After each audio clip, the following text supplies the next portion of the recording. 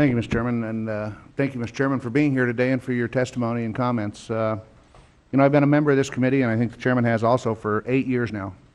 And for 8 years, we've had economists and other experts come and tell us that we have a structural deficit problem that is unsustainable, and we need to do something about it. So far, we've failed to heed the warning. We are now at a situation where I think if we don't heed the warning, there's going to be consequences to play that nobody is willing to accept. And the sad thing about it is that both parties, Republicans and Democrats, sit and demonize one another no matter what we try to do to address this problem. We call the Democrats just tax and spend liberals that don't care about the economy, and they try to show us pictures of Paul Ryan pushing grandma off the cliff. Unfortunately, that doesn't solve the problem. When everyone in this room, everyone listening to us, and everyone on this committee knows what has to be done. We've had several commissions that have looked at what needs to be done.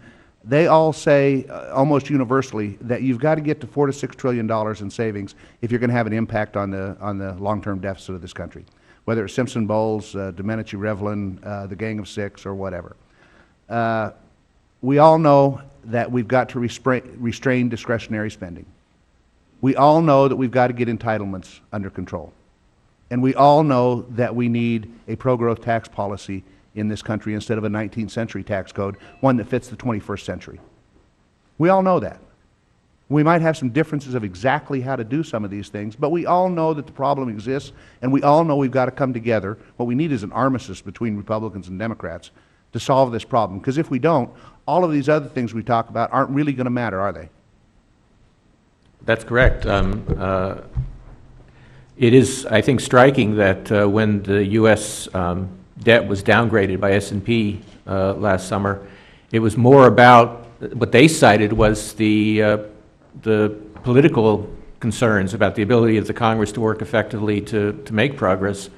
So it's easy for me to say. Obviously, I recognize that politics is a tough game, and that there are a lot of disagreements in Congress. But obviously, the more that can be done to show cooperation and collaboration on this very important issue. I think we all agree on the issue, as you say, so I hope very much. I was surprised that this last 1st of January, I was in New Zealand and Australia and the Philippines, and talking with officials there and businesses there, I was surprised that they are really watching Congress. They're worried about Congress's inability to get together to solve this problem, because they know that the problem is going to extend to them if we don't solve our problem here. And I was surprised that they follow us as closely as they do. But let me ask you, do you believe that the general assumption that we have to get to $4 to $6 trillion in savings is the right number, or a number that will stabilize our deficit and get us headed in the right direction? And could you paint a picture, because it's sometimes hard for us to explain to the public what could potentially happen if we don't do anything.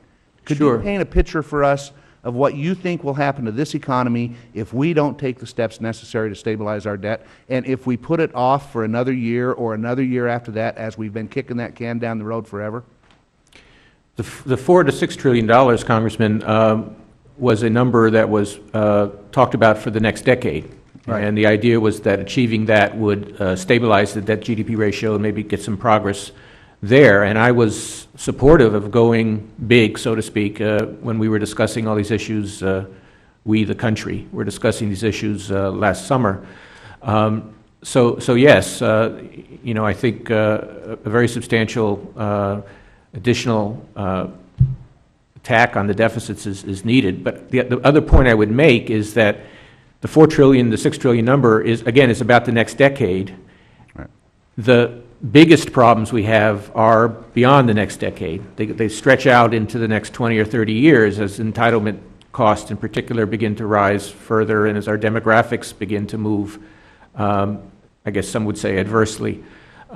So one thing I would urge you as you think about these issues is not just to focus only on the 10-year official budget window, but to think about the longer term, even beyond 10 years, because what we've seen, an example would be the Social Security reform that was done in the early 80s, which is still phasing in. It's not even all phased in yet, 30 years later. The more time you give people, the slower the process, the more warning, the more likely it's going to be successful both politically and economically. So you need to look beyond 10 years. In terms of the implications for the economy, I think the good scenario is that, we have, when the economy recovers, that we have higher interest rates, we have higher borrowing abroad, we have a slower growing economy, slower productivity gains, et cetera. As I discussed in my testimony, the bad case scenario, which ultimately will happen if we don't change this trajectory, is that, analogous to what we've seen in some countries in Europe, that investors will begin to lose confidence that we can manage our long-term fiscal situation, and we'll see sharp movements in interest rates or loss of confidence in U.S. debt, in which case changes would have to be made, but in a much more chaotic, rapid, and a disruptive way than by doing it in a long-term, thoughtful way. Thank you.